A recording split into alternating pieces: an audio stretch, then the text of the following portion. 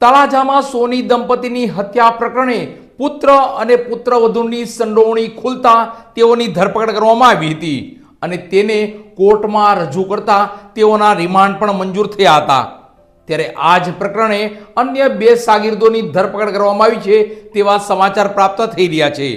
તો પોલીસ વિભાગે આ બનાવને લઈ તપાસ તેજ કરી છે તેવા સમાચાર પણ પ્રાપ્ત થઈ રહ્યા છે। તળાજાના રામટેકરી વિસ્તારમાં સોની દંપતીના સળગેલી હાલતમાં મૃતદેહ મળી આવ્યા બાદ 12 દિવસની તપાસ પછી ચોંકાવનારો ખુલાસો થયો છે। પોલીસે મૃતક દંપતીના દીકરા અને પુત્રવધુ સામે હત્યાનો ગુનો નોંધી તેમની ધરપકડ કરી છે।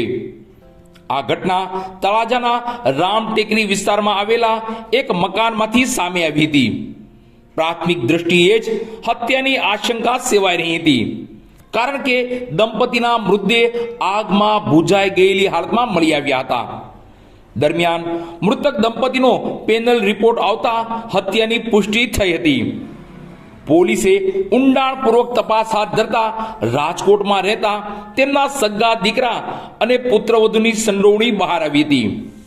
પોલીસ તપાસમાં સામે આવ્યું છે કે દીકરા વિમલભાઈ કિશોરભાઈ વૈઠાએ પિતાનું ગળું દબાવી હત્યા કરી હતી, જ્યારે પુત્રવધુ હેતલબેન કિશોરભાઈ વૈઠાએ માતાને ઈજા પહોંચાડી મોત નિપજાવ્યું હતું।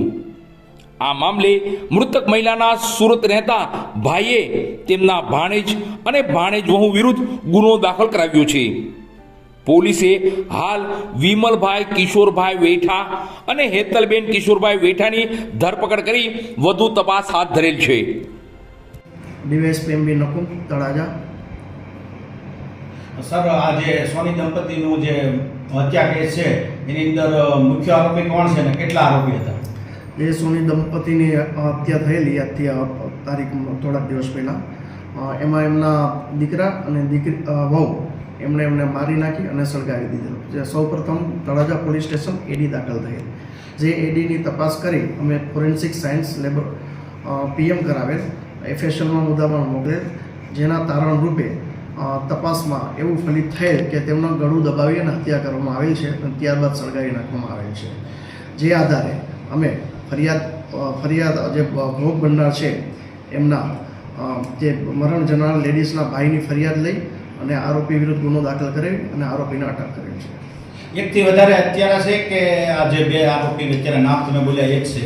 જે બે આરોપી છે એ અને એમની સાથે મદદના અન્ય બે આરોપીઓ છે જેમને પણ હસ્તગત કરી લેવામાં આવે છે। એ ક્યાં ગામના છે? એ રાજકોટના છે। એના અત્યારે નામ તમે જણાવી શકો કે? હા, એકનું નામ મુનીર ખાન છે અને એકનું નામ આમિર ખાન છે। ભાવનગર જિલ્લાના તળાજામાં બનેલા ચકચારી ડબલ હત્યા કેસમાં મહત્વપૂર્ણ કાનૂની કાર્યવાહી સામે આવી છે। આ કેસમાં મુખ્ય આરોપી એવા વિમલભાઈ વૈઠા અને તેમના પત્ની હેતલબેન વૈઠાને તળાજા કોર્ટમાં રજૂ કરવામાં આવ્યા હતા, જ્યાં કોર્ટે બંને આરોપીઓના 5 દિવસના રિમાન્ડ મંજૂર કર્યા છે। પોલીસે રિમાન્ડ દરમિયાન આરોપીઓ પાસેથી વધુ પૂછપરછ કરી ઘટનાની વિગતવાર માહિતી મેળવવાની તૈયારી દર્શાવી છે। ખાસ કરીને હત્યાનું કાવતરું કેવી રીતે રચાયું, અન્ય કોઈ સંડોવણી છે કે નહીં અને પુરાવાઓ વિશે વધુ માહિતી મેળવવા માટે રિમાન્ડ મહત્વપૂર્ણ માનવામાં આવી રહ્યા છે। ઉલ્લેખનીય છે કે આ કેસમાં દંપતીની પહેલા હત્યા કરી બાદમાં મૃતદેહને સળગાવી પુરાવા નષ્ટ કરવાનો પ્રયાસ કરવામાં આવ્યો હતો, જેમાં પુત્ર અને પુત્રવધુની સંડોવણી સામે આવતા સમગ્ર વિસ્તારમાં ચકચાર મચી જવા પામી હતી। હાલ પોલીસ દ્વારા આગળની તપાસ તેજ ગતિએ ચાલુ રાખવામાં આવી છે। તળાજા તાલુકામાં બનેલા ચકચારી ડબલ હત્યા કેસમાં તળાજા પોલીસ અને લોકલ ક્રાઇમ બ્રાન્ચે ગણતરીના કલાકોમાં જ આરોપીઓને ઝડપી પાડી મોટો ભેદ ઉકેલી લીધો છે। આ હત્યા કેસમાં દંપતીની હત્યા બાદ પુરાવા નષ્ટ કરવા માટે તેમના મૃતદેહોને સળગાવી દેવામાં આવ્યા હતા।